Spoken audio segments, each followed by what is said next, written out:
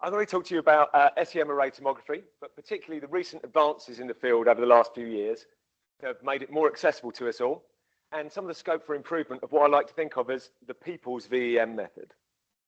Oh, I've gone too far forward. What is SEM-AT? Well, we've seen quite a few talks on it, touching on it from our academics, but also from our industry and vendor colleagues about their solutions for it. But all it really means is array tomography translates to images of an ordered series of slices. In terms of workflow, this is how we look at it. The top row being the collection of the ordered series of slices, so block trimming, sectioning, section collection, and the bottom row being our imaging of those ordered series of slices, which is different depending on the software of the manufacturer, but tends to be hierarchical, low resolution, big area. Then you pick your region of interest, image that at high resolution through all the sections, and then finally put together your 3D data stack. Why do I consider it to be the people's VEM method? Well, just to illustrate, this is a very short series, but these were sections that were cut on a standard UC7 microtome with a standard diamond knife, collected on cover slips, and then I manually imaged these with the secondary electron detector in our SEM and aligned those images in image J. So you can see it's cheap in VEM terms, and that makes it accessible. It makes it accessible to me, to probably everyone here with an SEM, and probably a lot of those people in the world that don't realize they can do VEM yet.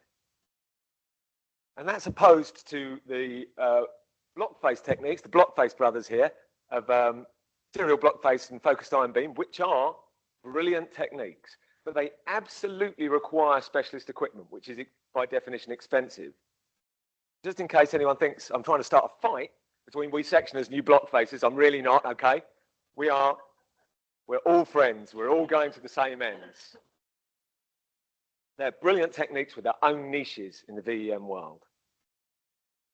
But one of the advantages, as I say, to array tomography is that it has all these multiple entry points. So you can come in at the bottom end, like I just described, manual section collection, manual imaging with non-specialist detector, or you can come in at the top end with all the automated equipment for collecting sections, specialist detector, specialist software for collecting them, and anywhere in between, so you can build up to it. And in fact, this is where Jemima and I are. We have the specialist detector and the specialist software in our microscope, but we do our section collection in as DIY a fashion as we possibly can. So what are some of the recent-ish developments in SEM array tomography that have made it more accessible for everyone? Let's start on that top row, the sectioning and the section collection. And what that really looks like is this: cutting our block face, collecting our ordered series of sections onto a substrate, and then mounting them to go in the microscope. And how do we achieve this? Well, there are, if you'll pardon the pun, an array of options. Okay? And it can be quite overwhelming when you first think about it. So I'm just going to break down a few of those, not all of them. I'm going to start with the most automated systems. And I'm not going to talk about the atom tome, because this doesn't come under recent anymore. We're talking about 10 years or so that's been in place, and most people will know about it. But in the last few years, what we've seen, and it got mentioned this morning, is the advent of these magnetic methods. So that's the MagC that came out from Thomas Templier in 2019, and the Gaussian, the papers come out this year from Cara Fulton and co. And they both work on similar principles. So they're gluing something to our biological sample, which is going to react to the magnet. And then I'm now going to refuse to acknowledge Catherine McLachlan on the left side because she's left, but she lent me some images for this slide. But essentially, you're cutting your sections not in a ribbon. They float about in this massive boat. You go away and do something else, and you only have to come back for the collection. And the magnet draws all those sections all into one place for collection onto the wafer. The imaging is then done out of order, and the final reconstruction done by some clever software after the fact. But the collection itself, mostly automated. There are other, of course, microtomes and add-ons for sectioning assistance that are more conventional. So the RMC's ASH2, which bolts to the side of the microtome, holds the substrate in the right place, helps you collect your sections. And of course, Leica released the RTOS 3D in 2018, a whole microtome for it. It's since been superseded by the UC Annuity. I hope you've all got a chance to see what that can do whilst we've been at this tech forum. And for use in the microtomes, there's been development of knives. So bigger boats so you can get more sections, and supports in them for holding your substrate. This is not sounding very much like the people's VEM technique at the moment, is it? All this specialist equipment. Do you need it? Well, I'm going to say no. It's really good equipment, and it may be the way you end up going in the end. But at the start of your array tomography journey, you're not going to need it. And at this point, I usually give people 3 facts about me and Jemima. We are lazy, we're impatient, and we're cheap. So when we began our array tomography journey, we just did it with equipment we had to hand. Razor blades, cover slips, manual manipulators, standard knives, and our standard microtome. And this is equipment that almost everyone here will also have access to in their labs. But it's also equipment that has proven sufficient for routinely collecting hundreds of sections. We've done up to 700. I'm confident we could do more. And that makes it an accessible and a cost-effective way for collecting your arrays for imaging. We do ours by using a lab hack, essentially, what we laughably call the PC method, because it involves a paper clip. And I'm not going to go into the detail of that because it's explained in our other talks, which are all available on the arraytomography.org website and in the book chapter in the Volume EM Methods in Cell Biology book. But it's not just us, of course, coming up with these lab hacks. There's lots of other people. Someone came up with the idea of using glue on the leading edge of your block, and we can actually see the glue between these sections here. That encourages them to form ribbons so they stay in order and be robust when they're floating around the boat. Reza Shahidi doesn't like to use glue, so he trims his block in a special way that he says also helps it form ribbons. In terms of collecting your sections, there are bespoke kind of substrate holders that have been shown in plenty of papers. We've got 2 here from 2016 and 2017. The one on the right using fishing wire. So we're all using kind of things that we can find to try and make things more accessible and easier. This was from a thesis in 2022. This floating film, this polyester film on top of the boat, which corrals the sections in the right place for collection. And this paper came out just a month or 2 ago, where they go into great detail in the method section about exactly what they're doing, which is brilliant for us, exactly what they're doing to trim their section and do their section collection. And it's different to anything we've seen before, so I'll just show you a quick video where they collect their ribbons, and instead of using their eyelash to dock them to the substrate, they drag them into place with a piece of film. Then they cut more sections, drag those into place, and more. And then finally, they do their collection, and you can see 2 bespoke needles hanging across there to withdraw the water nice and evenly, get their sections to sit down onto the substrate. Not something I've seen before.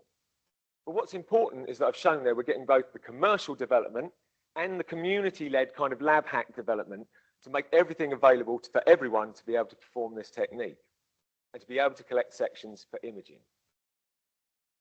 And then we get on to the imaging part. So what does that look like?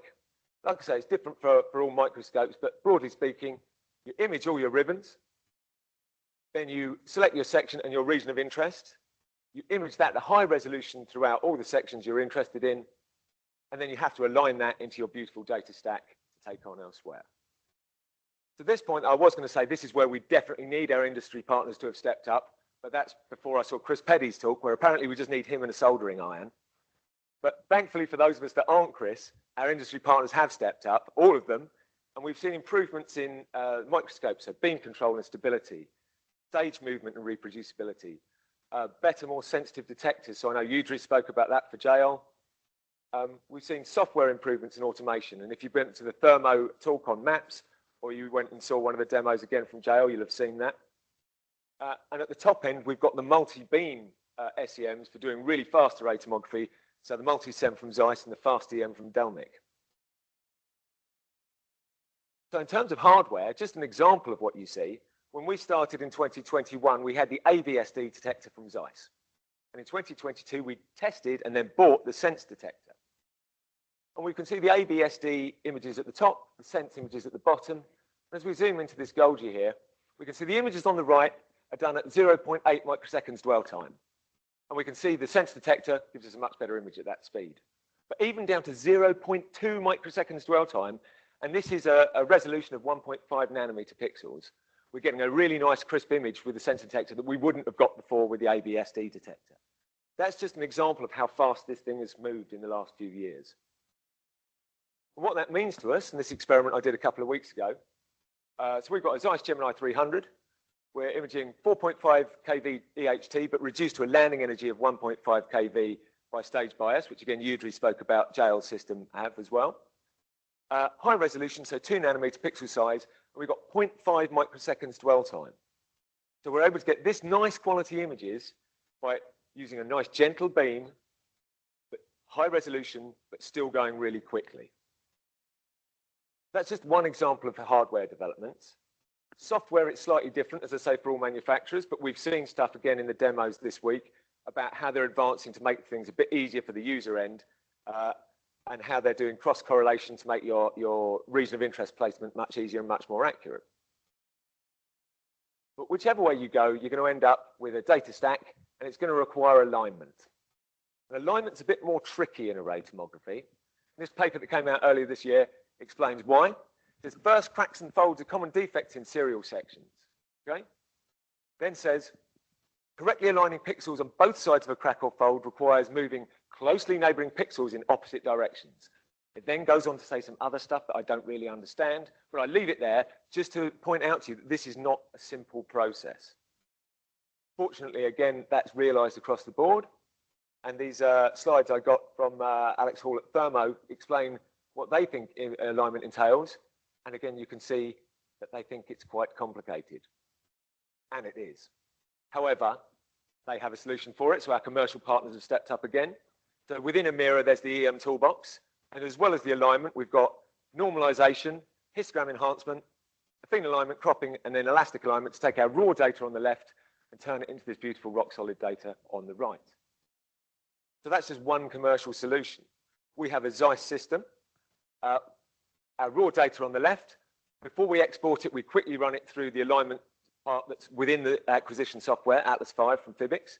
That takes out most of the major movement. And then we'll take that little jitters that we get on the left and run it through, in this case, an affine alignment in StackReg in Fiji, and it turns into this rock-solid smooth data. Sometimes we use TrackEM2, we use a different things, horses for courses approach. So we've got our commercial opportunities there, and we've got our open source here. And in fact, this paper goes on to say at the end, our pipeline is publicly available through 2 open source Python packages, which is really important when I'm talking about accessibility. So those are just some of the advances that we're already seeing over the last few years that make it much more accessible for everyone to perform the technique. What comes next? Well, let's start at the start. What about automated block trimming? If anyone's seen Kimberly Meacham's talk on crosshair and how that was developed with motorizing ultramicrotomes for Clem in terms of depth as well as rotation, you'll see that technology is already coming through into the UC annuity, where you've got your auto alignment, and we say it got here, so your auto trimming as well. All you need to do is define the boundaries and then walk away. And we know that the annuity has lots of other tricks up its sleeve to help us with our sectioning. What comes next in terms of software? Again, slightly more difficult to say because of the different manufacturers. But what we're all hoping for is more and more reliable automation, less user input and babysitting, which we're always going to have to do a bit of, but the less the better, because as I might have mentioned, I'm lazy. But that's going to be useful. And then moving on to our image alignment, what we're going to need. I can't begin to guess what's going to come next, but less computationally demanding would be handy. As Mark Basham mentioned in the challenge panel the other day, using supercomputers is hard, so I don't want to have to learn it. Again, fortunately, that's beginning to become apparent as well. So WebNosos just introduced at this conference, they were talking about easy user alignment. And obviously then, the computational power required is theirs and not yours. So this is going to be accessible for anyone. You don't have to have your own supercomputer in your office.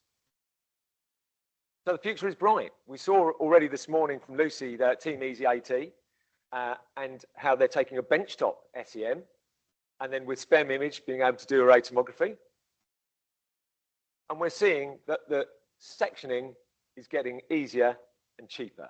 The imaging is getting gentler and faster and easier and cheaper. So the financial entry bar to doing SEM array tomography is getting lower. And the skill entry bar is also getting lower, which I'm not quite so keen on, perhaps. I still do need my job, so I don't want it to get too low, all right? But the point is, the more people that are doing it, the faster these improvements are going to come. So I'm hoping that this will now include everyone here, because it is very much community, and I want to see the technique fly in the next few years. And Jemima spoke about this morning, building a network, building a community. Hopefully now that's everyone here, because the resources are there for you to learn. The Slack channel, which has been bigged up plenty of times and well necessary too. It's supported by JL, thankfully, financially, so we can dig into it. Tips and tricks, especially on the array tomography section there. And if you need hands-on help, then the RMS, for example, run a technical specialist job shadowing program. We have Greg from Alison Beckett's lab in Liverpool coming to visit us next month for a few days to get some hands-on experience. And as Jemima mentioned, the workshops in Munich. I was at a workshop that JL sponsored in Warwick University a month or so ago. We hosted a workshop at UCL a year or two ago. So these places are out there for you to get hands-on help as well. So all that remains is for me to thank everybody involved. So my partner in crime, Jemima, obviously. I'm no longer thanking Catherine McLaughlin at the Crick for her slide. Steve Fursland, particularly at Zeiss, and all at Zeiss have been super helpful in helping us getting set up and getting array tomography working as well as it does. Alex Hall from Thermo for his slides that he lent me, and to the wider EM, VM and array tomography community, which is now you guys, the forum organisers, but particularly our industry partners. As I say, without them, we wouldn't be advancing the technique so quickly, and without them, we certainly all wouldn't be enjoying this forum here today. And that's me done. I'm happy to take any questions.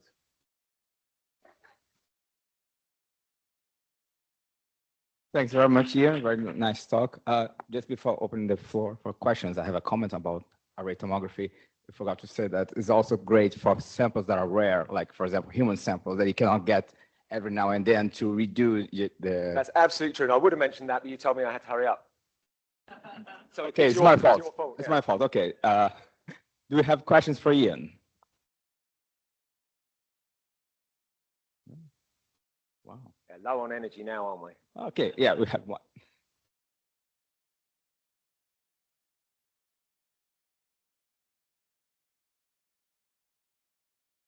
If nobody else is asking questions, why do you use a 4.5 kV beam with the stage bias to get a 1.5 kV landing energy rather than just using a 1.5 kV beam? Without wishing to go into the technical details because I don't understand them, Yudri did explain it in his talk about the JL beam system, but essentially it helps you to get better contrast. You're throwing the electrons back up the tube, so to speak. I know that I don't want to blind you with science, but I have images which I can show you, and if you look at 1.5 kV, just straight 1.5 kV, no stage bias, very much less contrast. You have to image with longer dwell times. So it's about, for us, it's about speeding things up because, as I mentioned, impatient. So we can go much, much faster with stage bias. So with the stage bias and the new generation detectors, we're able to go high resolution, super fast. It would take us probably twice as long, maybe even more than that without them. I don't think you mentioned, but what about sample prep for array tomography? Do you think that's also how to speed things up so our users that are demanding their samples to be ready yesterday, they can have their data tomorrow? So in terms of sample prep, array tomography has the benefit that you're not wedded to getting all your heavy metals in at the first place, so you don't have to do it en bloc. You can section stain. So it means that you have the ability to do archived samples that were never intended for volume EM. But if you know your samples going through to it, then the more heavy metal and more contrast, the faster you can image. So there are times we want to dial back on the heavy metals a little bit because of the structures we want to see. But if it's something that you know you're going to get away with, then you do the full heavy metal protocols and then you can blitz through it super fast. Like I say, some of those images sub half microsecond dwell time. So for us, sometimes that speed is great because it means you get your next sample on the microscope, or it means that you can image at the higher resolution within the same time. Any other questions? Or I can also keep asking Ian. Okay, I'll continue asking Ian. What about, sorry. What's your preferred resin to use? Or what resin do you use? So we tend to use EPON, and that's, we only got an SEM in 2020. So we are TEM people.